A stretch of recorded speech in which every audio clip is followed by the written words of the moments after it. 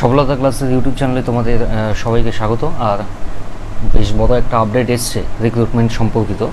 তো তোমরা জানো যে এসএসসি মানে বিশেষ করে এসএসসির জন্য যারা প্রিপারেশান নিচ্ছ তাদের জন্য এটা খুব বড় একটা নিউজ যে সিজিএলের নোটিফিকেশান বেরিয়ে গেছে। আর এবারে সিজিএলের মোটামুটি অনেকটাই ভ্যাকেন্সি থাকতে পারে, আমি সেটা বলছি একটু পরে। প্রথমে নোটিফিকেশানটা একটু দেখে নেব। দেখো কী বলছে। আচ্ছা, প্রথমে ডেটগুলো আমরা দেখে নিই। Date of submission of online application এটা হচ্ছে 24/6/2024 থেকে 24/7/2024, মানে 24 জুন থেকে শুরু হয়ে গেছে। এটা আজকেই মানে তোমরা যখন ভিডিও পাবে সেটা 25 তারিখ পাবে হয়তো। তো যখন ভিডিওটা পাবে তখন থেকে তোমাদের ফর্ম ফিল আপের ডেট শুরু হয়ে গেছে। বলছে last date and time for receipt of online application, সেটা হচ্ছে তোমার 24 জুলাই 11টা অবধি। তবে আমি বলবো 24 জুলাইয়ের অনেক আগেই করে দিও তোমরা, কারণ লাস্টের দিকে এসএসসি সার্ভার, আর এখন তো নতুন সার্ভার আছে আর একটু বেশি আমি শুনেছি ডিস্টার্ব করে। তো যাই হোক, ডিস্টার্ব করুক না করুক সেটা কথা নয়, আমি বলবো 24 তারিখের বেশ কিছুদিন আগেই তোমরা ফর্মটা ফিল আপ করে দিও। আর last date of time for making online payment, online পেমেন্টের লাস্ট ডেট হচ্ছে তোমার 25 তারিখ, 25 July. Window for application form কারেকশনের ডেট হচ্ছে 10/8/2024 টু 11/8/2024, মানে অগাস্টের 10/8/2024 থেকে 11/8/2024। একটু যখন ফর্ম ফিল আপ করবে তখন একটু কেয়ারফুল থেকো যাতে এই জিনিসটা মানে এই দুটো দিনের অপেক্ষা না করতে হয়। একদম ফর্ম ফিল আপ করে নিশ্চিন্ত থাকবে আর তারপরে প্রিপারেশান নেবে, কোনো যেন ওই কারেকশনের প্রয়োজন যেন না হয়, এভাবে ফর্ম ফিল আপ করবে। তবুও যদি হয়ে যায় তাহলে কী করা যাবে। হ্যাঁ, এবারে আসি যে টায়ার ওয়ান কবে হতে পারে। টায়ার ওয়ানের ডেটও মোটামুটি দিয়ে দিয়েছে ওরা, সেপ্টেম্বর অক্টোবরের মাঝামাঝি সময়, মানে সেপ্টেম্বর অক্টোবর জুড়েই হবে। আর টায়ার টু হবে তোমার ডিসেম্বরে, মানে মোটামুটি অক্টোবর থেকে নভেম্বর ডিসেম্বর, মানে ওই ধরে নাও অক্টোবরের ফার্স্ট উইক বা সেকেন্ড উইক নাগাদ যদি পরীক্ষা শেষ হয়ে যায় তাহলে তোমার কাছে মোটামুটি 2 থেকে আড়াই মাস তোমার টাইম থাকবে হাতে। তো মেন্সের জন্য যথেষ্ট টাইম। তারপরে ইম্পর্টেন্ট জিনিসগুলো আগে দেখে নিই। আচ্ছা, এইখানে পোস্টের নামগুলো দিয়েছে, এগুলো তোমরা একটু দেখে নিও। যেমন এএসও আছে, সেন্ট্রাল সেক্রেটারি সার্ভিসের গ্রুপ বি। তোমরা তো জানোই যে সিজিএল গ্রুপ বি আর গ্রুপ সি পোস্টের জন্য রিক্রুট হয়, গ্রুপ বি এবং গ্রুপ সি পোস্টগুলোতে। আর গ্রুপ বি পোস্টের ক্ষেত্রে এজ লিমিট থাকে 20 থেকে 30 বা 18 থেকে 30, মানে 30 অবধি তোমার এজ লিমিট থাকে। গ্রুপ বি এর ক্ষেত্রে 30 অবধি তোমার এজ লিমিট থাকে, গ্রুপ সি এর ক্ষেত্রে 27 অবধি। সেটা আরও দেখবো আমরা ডিটেলে। তো এখানে সব পোস্টের নাম আছে আর কি। অ্যাসিস্ট্যান্ট সেকশনাল অফিসার, যেটা হচ্ছে ইন্টেলিজেন্স বিভাগ আইবিতে। মিনিস্ট্রি অফ রেলওয়েসে তোমার এএসও। তারপরে আরও অনেক কিছু আছে। সিবিডিটিতে ইন্সপেক্টর অফ ইনকাম ট্যাক্স, এটা বেশ পপুলার পোস্ট সিজিএলে। সেন্ট্রাল এক্সাইজে ইন্সপেক্টর, এগুলো বেশ পপুলার পোস্ট। আর এই অ্যাসিস্ট্যান্ট সেকশন অফিসার বিভিন্ন মিনিস্ট্রিতে, সিবিআইসিতে এক্সিকিউটিভ অ্যাসিস্ট্যান্ট, এইগুলো হচ্ছে গ্রুপ বি পোস্ট। মানে একবার যদি তুমি এই পোস্টগুলো একবার যদি মানে এক্সামটা একবার যদি ক্লিয়ার করতে পারো আর এই পোস্টগুলোর মধ্যে কোনো একটা পাও, তাহলে বুঝতেই পারছো কীরকম সোশ্যালি তুমি কতটা রেসপেক্ট পাবে। এছাড়া মানে স্যালারি তো বললামই না, স্যালারি তো হিউজ পরিমাণে থাকেই। সবকটার বয়স হচ্ছে, এজ লিমিট হচ্ছে তোমার 18 থেকে 20। আচ্ছা, জুনিয়র স্ট্যাটিস্টিক্যাল অফিসার, এটার একমাত্র লিমিট হচ্ছে তোমার 18 থেকে 32। আর এছাড়া গ্রুপ সি পোস্টে যেমন অডিটর আন্ডার সিএনএজিতে, তারপরে অ্যাকাউন্ট্যান্ট সিএনএজিতে, accountant control general of accounts, accountant junior accountant other মিনিস্ট্রিতে, এগুলো গ্রুপ সি পোস্ট, যেগুলো তোমার এজ লিমিট থাকবে 18 থেকে 27।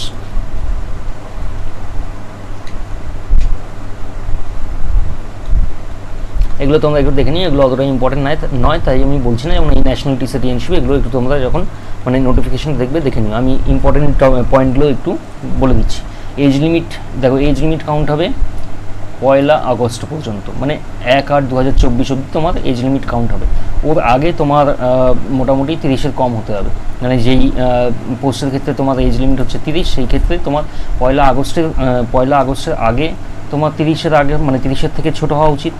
এবং মানে মোদ্দা কথা, তোমার জন্মদিন যদি এই বছরের জন্মদিন তোমার মানে এই বছরে যদি তোমার 30th বার্থডে হয় তাহলে তোমার সেটা 1 আগস্টের পরে হওয়া উচিত। যদি 1 আগস্টের আগে তোমার জন্মদিন পড়ে যায় তাহলে তুমি এইবারে, বিশেষ করে 30th বার্থডেটা যদি 1 আগস্টের পরে মানে আগে হয় এবারে এই বছরে, তাহলে তুমি এইবারে এক্সাম আর দিতে পারবে না। শুধু এইবারে না, আর কোনোবারই দিতে পারবে না। একমাত্র যদি জেএসও তোমার থাকে, মানে জুনিয়র স্ট্যাটিস্টিক্যাল অফিসার, যেটা 32 বছর বয়স, সেটা। আর সেটাও অনেকে দিতে পারবে না। কারা দিতে পারবে না? যাদের এবার 32nd বার্থডে আছে 1 আগস্টের আগে। তারা জেএসও দিতে পারবে না। এখানে বলেই দিয়েছে, for the post of which age limit is 18 to 27 candidate must have been born not earlier than 2897, মানে 2রা অগস্ট 1997 আগে জন্মানো যাবে না, আর 1 আগস্ট 2006 পরে জন্মানো যাবে না। আর যে পোস্টের জন্য 20 থেকে 30 বছর লিমিট আছে সেটার জন্য 2/8/94 থেকে 1/8/2004 এই টাইম স্প্যানে তোমাকে জন্মাতে হবে আর কি। For the post of which age limit is 18 to 30 years, সেই 18 থেকে 30-র মধ্যে 2/8/94 থেকে 1/8/2006, মানে এই সময়ের মধ্যে তোমার যদি জন্ম ডেট হয় তাহলে তুমি এই পরীক্ষা দিতে পারবে, না হলে অন্য কোনো পরীক্ষার জন্য ট্রাই করো। 18 থেকে 32 সেটা 2/8/92 থেকে 1/8/2006।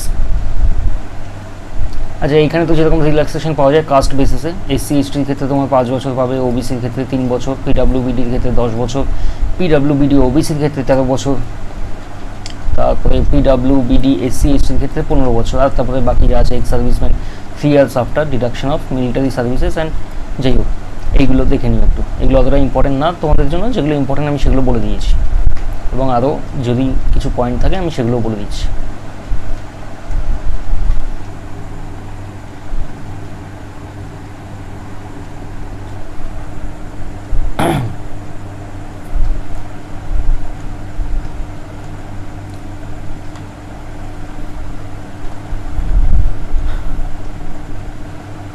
দেখো এডুকেশনাল কোয়ালিফিকেশন কি বলেছে, জেএসওর জন্য bachelor degree in any subject from a recognized university or institute with at least 60% marks in mathematics at 12 standard level। 12-এ যদি তোমার 60% মার্কস থাকে এবং ব্যাচেলার ডিগ্রি থাকে কোনো ইউনিভার্সিটি থেকে, তাহলে তুমি এই পরীক্ষাটা দিতে পারবে, যেটা এখানে বোঝা যাচ্ছে। Bachelor's degree in any subjects with statistics as one of the subjects at degree লেভেলে, মানে এটা মানে ম্যাথে 60% থাকতে হবে, অথবা ব্যাচেলার ডিগ্রিতে তোমার স্ট্যাটিস্টিক্স কোনো একটা মানে একটা সাবজেক্ট হিসেবে তোমার থাকা চাই ব্যাচেলার ডিগ্রিতে।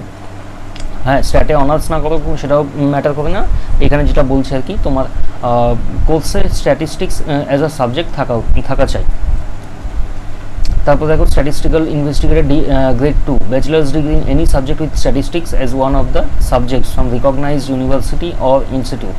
The candidates must have studied statistics as a subject in all the 3 years or all the 6 semesters of the graduation course, মানে যেটা একটু আগে বললাম সেটাই, 6টা সেমিস্টার অথবা 3 বছরের কোর্স যদি হয় তাহলে সেখানে স্ট্যাটিস্টিক্স একটা সাবজেক্ট হিসেবে তোমাকে পড়ে থাকতে হবে, নাহলে এই জেএসও বা স্ট্যাটিস্টিক্যাল ইনভেস্টিগেটর গ্রেড 2 এই পোস্টে তুমি অ্যাপ্লাই করতে পারবে না।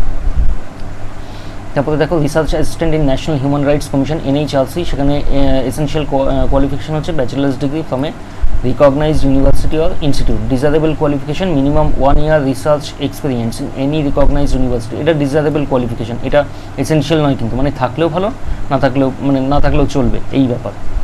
আর degree in law human rights from a recognised university. আর অল আদার পোস্টের ক্ষেত্রে মানে যা বাকি পোস্ট আছে গ্রুপ বি গ্রুপ সি এর, যেমন যেগুলো দেখলে আর কি ইন্সপেক্টর ইনকাম ট্যাক্স ইন্সপেক্টর হোক বা অ্যাকাউন্ট্যান্ট হোক গ্রুপ সি এর, প্রিভেন্টিভ অফিসার এক্সামিনার যা আছে সেগুলোর জন্য কী চাই, bachelor degree from a recognised university or equivalent, ব্যাস। আর এজ লিমিট তো বলেই দিলাম 1/8/2024 অবধি কাউন্ট হবে, যেটা কাট অফ ডেট আর কি এবারে। আর তেমন কিছু ইম্পর্টেন্ট পয়েন্ট তো আমার মনে হয় না আছে, মানে যেটা তোমাদের জানার প্রয়োজন আছে বলে। তো তোমরা আর কি পড়াশোনা করতে থাকো, আর সিজিএল তো চলেই এসেছে। হ্যাঁ, ভ্যাকেন্সি যেটা বলছি, দেখো ভ্যাকেন্সি এক্স্যাক্ট এখনও অবধি অফিসিয়াল কিছু আমি পাইনি হাতে, তবে আমি যেটা শুনছি 17,000-এর উপরে ভ্যাকেন্সি থাকতে পারে। তবে আমি এখনই বলবো না যে অন্ধের মতোই 17,000 ভ্যাকেন্সি বিশ্বাস করে নাও। দেখো এসএসসিতে প্রত্যেকবার 7 থেকে 8,000 বা 6,000 মিনিমাম ভ্যাকেন্সি থাকে, ঠিক আছে, 6 থেকে 8,000-এর কাছাকাছি ভ্যাকেন্সি থাকে, মানে এই রেঞ্জে থাকে। এবার এটা যদি বেড়ে 17,000 হয় তাহলে খুব ভালো, যদি না হয় তাহলে সেটার জন্য মেন্টালি প্রিপেয়ার্ড থাকো, ঠিক আছে। মানে যা খুশি হতে পারে, ভ্যাকেন্সি কত কী আছে সেটা দেখে লাভ নেই।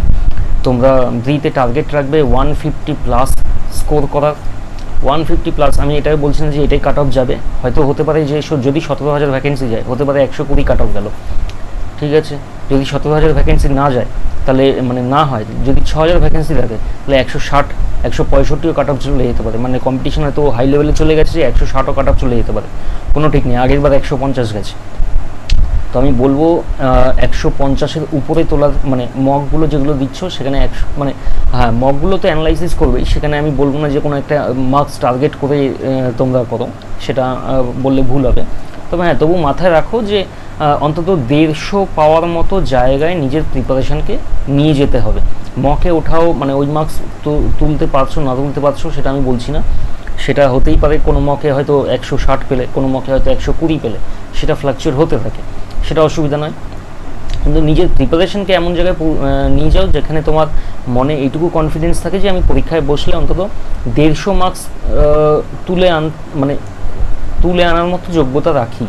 150 মার্কস আনছো এটা আমি বলছি না, 150 মার্কস তুলে আনার মতো যোগ্যতা আছে তোমার, এটা যেদিন নিজের মনে এই কনফিডেন্সটা পেয়ে যাবে সেদিন বুঝবে ঠিক আছে হয়ে যাবে, মানে প্রিটা হয়ে যাবে, প্রিয়ের আমার তাহলে চাপ হবে না, এইটা আমি বলছি। 150 প্লাস তোলার মানে ক্যাপাবিলিটি তৈরি করতে হবে। কারণ ভ্যাকেন্সি কী আছে আমি যেটা শুনতে পাচ্ছি সেটা হচ্ছে 17,000 প্লাস ভ্যাকেন্সি থাকতে পারে। এবার এটা আমি ভুলও শুনতে পারি, আমি এক্স্যাক্ট বলবো না যে আমার কথাই একদম ঠিক ধরে নেওয়ার সেই মতো প্রিপারেশন নাও না, একদম প্রিপারেশন টপ নচ লেভেলে রাখতে হবে, আর মানে মার্কস ওই টপ নচ লেভেলেই পেতে হবে। 17,000 ভ্যাকেন্সি হোক বা 7,000 ভ্যাকেন্সি হোক সেটা নিয়ে এখনই ভাববো না, পরীক্ষা হোক তখন ভাবা যাবে। কাট অফ যখন বেরোবে বা কাট অফ যখন বেরোনোর মতো অবস্থায় আসবে তখন আমরা সেটা নিয়ে ভাববো যে কত ভ্যাকেন্সি হলে কত কী কাট অফ যেতে পারে। ব্যাস তাহলে এই অবধি থাক। আরেকটা যেটা আমাদের বলার, সে আমাদের একটা পেড ব্যাচও চলছে, আর দেখতেই পাচ্ছ সমস্ত এক্সামগুলো আসছে এবারে, ফর্ম মানে নোটিফিকেশান দিচ্ছে। CHSL তো চলছে পরীক্ষা, CHSL শুরু হবে জুলাই মাসে, সিলেকশন পোস্টের পরীক্ষা চলছে, CGL এর নোটিফিকেশান দিয়ে দিল, এরপরে রেলের আসবে, ব্যাংকেরও ফর্ম ফিল আপ চলছে, রেলের আসবে এবারে, তো এবারে পরীক্ষা চলতে থাকবে। তো যদি ভাবো যে তোমার বেসিক বিশেষ করে ম্যাথ এবং রিজনিংয়ে যে তোমার বেসিক একটু দুর্বল আছে এবং তোমার বেসিকটা একটু ক্লিয়ার করার দরকার আছে এবং একটু কম পয়সায় হলে সেটা সুবিধা হয়, তাহলে তোমরা একটা কাজ করতে পারো যে আমাদের সাথে যোগাযোগ করতে পারো। আমাদের সাথে যোগাযোগের যা ব্যবস্থা আছে সেটা আমাদের ডিসক্রিপশন বক্সে থাকবে, বিশেষ করে আমাদের হোয়াটসঅ্যাপ গ্রুপের লিঙ্ক থাকবে ডিসক্রিপশন বক্সে, সেখানে জয়েন করে নাও।